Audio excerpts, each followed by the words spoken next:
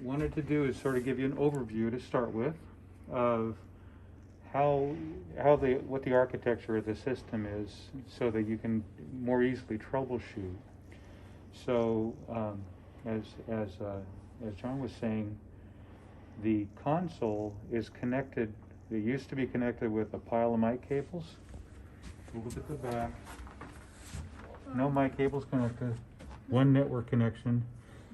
And through that network connection, anything that's connected to that same network, it's a particular protocol called Dante, as in Inferno. Anything that's connected to the Dante network is available to the console. So the first thing I'm going to show you about what's connected to the network is to take you right over here. Into the booth. Into the booth. We have 2 racks of wireless receivers, 8 channels here, 8 channels here. Microphones, there's handheld mics, and then here's our belt packs. Here's all of our microphones, and I'll show you that stuff. But all of those mics are connected via snakes to this little box.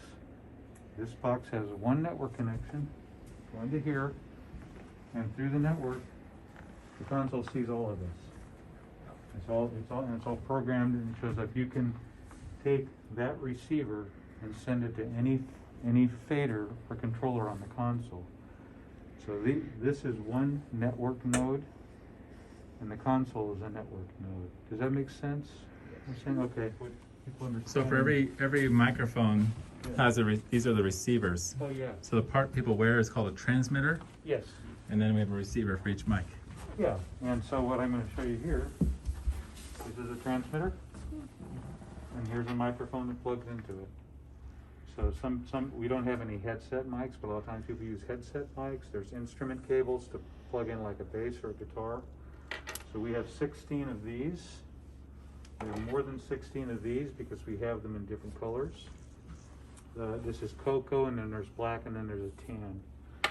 So here at the console has a power button on the back. You plug in the power in the back, and you push the button next to the power cord. I'm going to show you where that is. See the little button next to the power cord there? This one right here. Yep. You don't turn it off. Yeah. Unless you follow a process. Exactly. When you turn it off, see where it says shut down? You need to have that in front of you so you can hit the shutdown. We'll do this. We'll run through this when we're done. So now that we've got the console up and we have a preset, you can look in here. You can see that I've named these BP1 through BP16. Except that one says IP16 because I must not have saved when I did that. And then handheld 1 through 8. So these are our transmitters. And I showed you we have 16 receivers in there, right? I have 24 channels of wireless here. That's because our 8 handheld mics go to the same receivers as 8 of our belt packs. So when I plug this mic in here and I turn it on, by hitting the button. Yeah, close up on that. Where's the power button? Just right on the top. Yep, okay. Right with the green light. So now when I start talking, you'll see it lighting up on number 1 right there. And you'll see it lighting up under handheld 1 because that receiver, I've routed that receiver to 2 different channels. The reason I'm banging on that so hard is because if we have both of these unmuted and both of them turned up, it's going to be a lot louder than other ones. So I have it set up that these 8 channels are muted, and I have these 16 channels optimized with this kind of microphone. These 8 channels optimized for a handheld mic.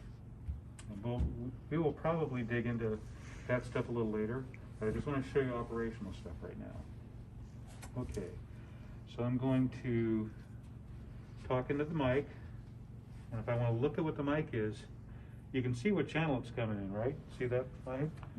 So if I hit the select button, now I'm looking at all the inputs.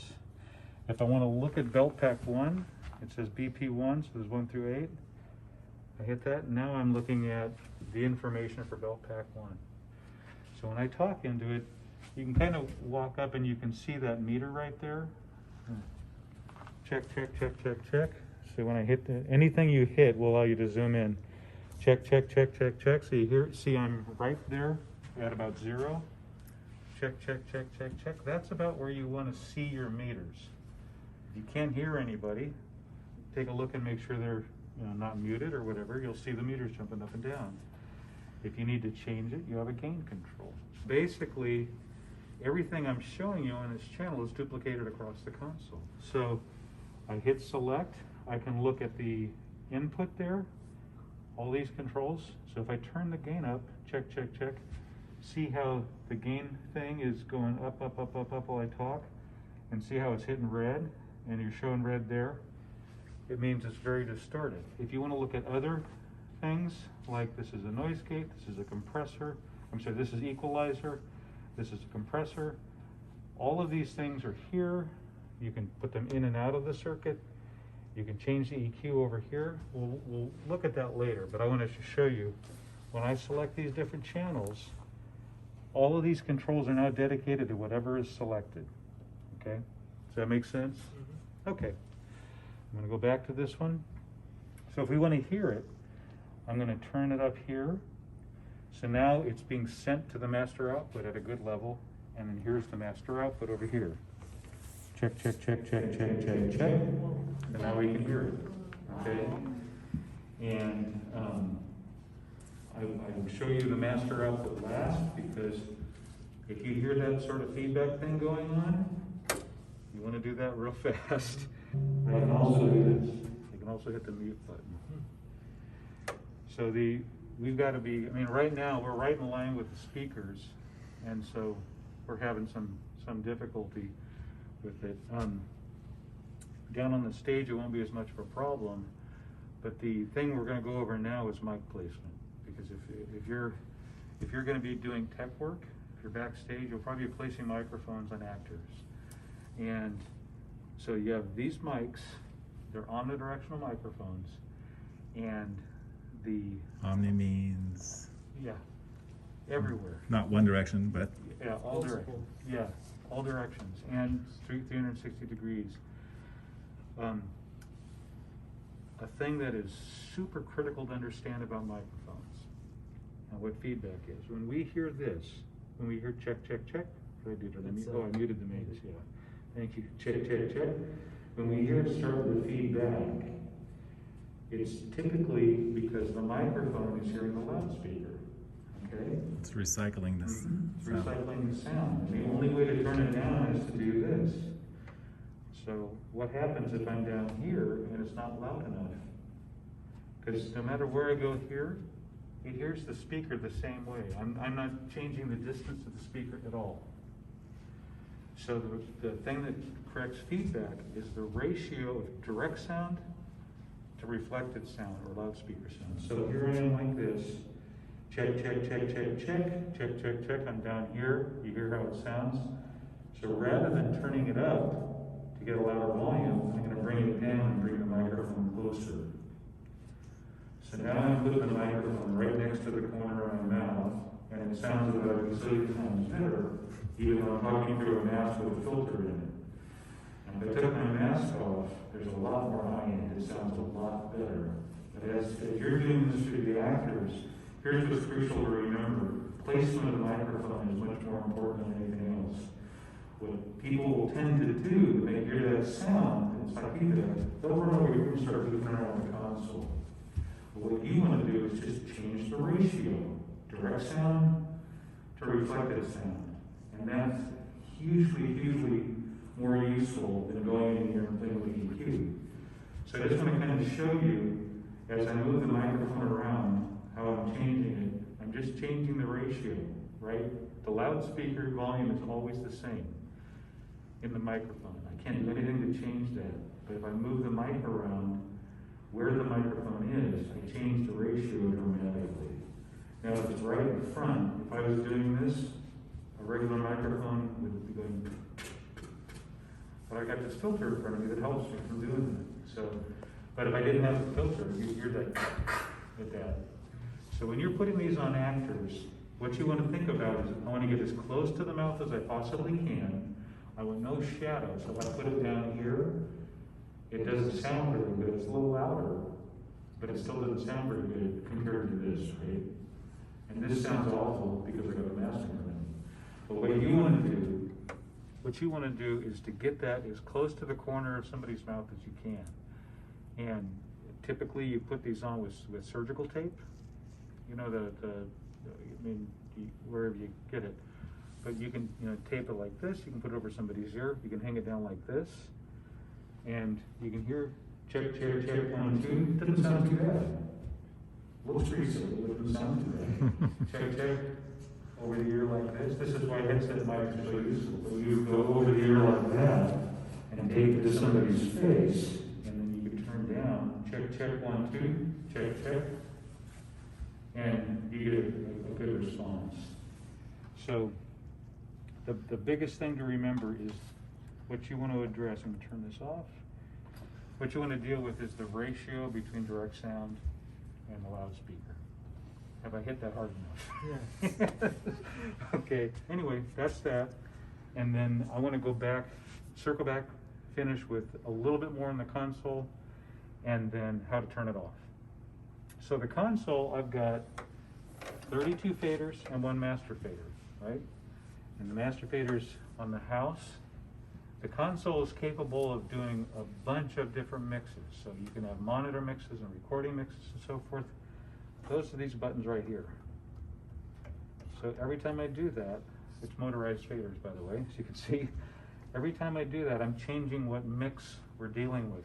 So this is channel 29 in mix 12, 11, 10, 9, 8, 7, 6, 5, 4, 3, 2, 1, and back in the house. Okay? And the console remembers where you are, so I can do this.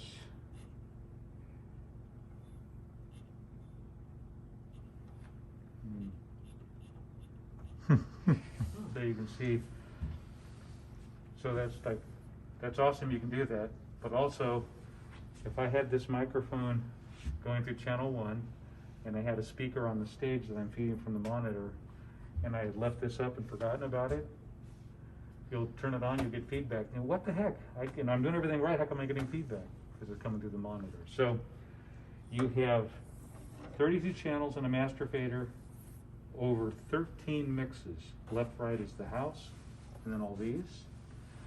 Then you have, within each mix, you've got different layers. So layer A is showing these inputs that I've set over Dante. Layer B has the other individual 40 inputs, then some stereo inputs, like here's stereo 3, here's a USB connection, and then reverbs. There's a bunch of effects inside. Then you have controls over various subgroups and everything. Yeah, pretty nifty, huh? And you have these are not even being used yet, but the console is very, very powerful. So just that to kind of introduce you to what the console, the basic what the console does. There's other things that we will customize it as we go, but that's the basic operation. The last thing is how to turn it off. So we're looking at this screen right now, which is channel 1. Now it's the house. Now it's that channel and so forth. When we want to turn it off, we unselect everything and we're back to here. So you see nothing is selected. If I select anything, I'm back to that channel. I unselect, I'm back to here. Here's where we can shut it down. You hit the shutdown. Are you sure? Yes. It goes through, and now you can reach behind and hit the power button. Okay? It's a computer. So in the same way, computers are unhappy when you just yank the cable out of the wall. This becomes unhappy as well. Everything that I've put in here is stored in scene number 1 or template number 1. But we have the ability to store like 300 different scenes in the computer, and then store offline as many as you want. So typically in a drama production, you would just, in the same way, maybe you've done lighting for drama, well, in the same way you do lighting cues, like, oh, the next scene's coming up, I change the lighting. You do the same thing with this. So you would typically set up your console in the same way that you set up lighting cues, where you have a production, you may have 40, 70 scenes. And you just advance through them as you go. So if you and I are sharing a microphone, because I have more mics than I have transmitters, we're both on channel 1. I exit after the first act, you have your microphone taped on, I hand you my transmitter, you plug in, and then you're running the house, you advance to scene 2. Now that channel is optimized for her. And so your level of speaking and whether or not you're supposed to have reverb or all that stuff is stored. So you want to plan how you would set up your console. You want to show us the batteries? How these get plugged in? Yeah. So I'm going to unplug it. Let's take a look real quick. You see the little button on the microphone cable? You press that in to release, it comes out. So if you just yank on it, it's like $200. So don't do that. Yeah. Be careful to insert. You'll fit it in and then press it in. Just clicks, you push it into it. Yeah, and release it. Yeah. So those are the microphones, and in here you have clips. You can see that, like, there's a black clip and a white clip, and then a little windscreen, a foam windscreen that you can use as well. But that's only important if it's in front of your mouth. If it's at the side of your mouth, the blast of air it's not going to hit the mic, so you don't even need it, so you leave it alone. So the battery, you're going to see these clips on the side. There's the battery, it's rechargeable. It's got a little thing there, just pops out. So here's the battery, I'm going to show you where to charge it. So these are the battery chargers, right here. And it just slides in like that. Can you show me again? Yeah. Well, it didn't land. Wait a second. Did I do it backwards? Go first. I see. As long as the contacts. Yeah, there it is. Oh, you see a light come So on. yeah, so the tab goes up there. And it shows you it's charging. I don't know if it's actually showing you it's solid because it's got a blue or a green button next to it. So we have 16 battery chargers here. We have more than 16 batteries. I forget where somewhere in these drawers I've stored the excess batteries, but I have batteries in every receiver. And then we have, they just go back in. The springs are on the bottom side. The tab is on the top side. So slides in like that. Springs first. Yeah. Good. And then over behind you here, we have chargers that they're using primarily for the handheld mics. So the handheld mics. Oh, but the body packs fit in there? Yep. Hey. Yeah. So you've only got one of these, but they're putting the microphones back into the bags, which is great. And now I have rechargeable batteries in them. So my recommendation to the users is we just throw the handheld mics in there at the end of the day, so that every time someone comes in, it's fully charged, and it'll last about 8 hours of charge. And here's something useful for a tech. So when I turn this on again, this is channel number 1. So look over here. I'm showing it's got full antenna reception. You can see this is getting full reception. If I had a mic plug in, you'd see the mic running up and down as well. So you can also use this as a check. If you're not getting any sound at the console, one of the first things to do is make sure that it's connected to the receiver. So who wants to place the microphone? You want to? Okay. So first, plug it in. So you can kind of spin it a little bit and you feel where it seats. And it's where the button is facing the front. Okay. Press down all the way. Okay, so now we have this. It's got a clip on the back of the belt pack. You can put on your belt or on the back of your clothes, on the back of your neck, any place. The main thing is this antenna wants to point up or down. So now we've got the microphone ready to go. And so let's take a clip. It can be gone through on both sides. I'm going to leave it here. But my suggestion is going to be that we put it like I would clip this on your glasses, or I would clip it on your.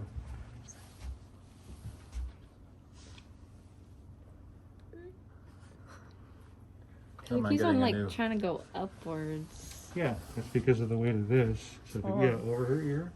Perfect. Okay, now let's hear what that Bring sounds up the like chair. real quick. Go ahead and talk. Hi. Keep talking. Wow, you have a voice. I think you guys just nailed it out of the park. This sounds fantastic and it's invisible. All right. Yeah, good job. As a sound tech, we want the sound to be relatively balanced, and so we can affect that sound level in two different ways. I can turn this down like this, and they're balanced, right? But now it's confusing to look at because it looks like you're softer. You are softer than you are.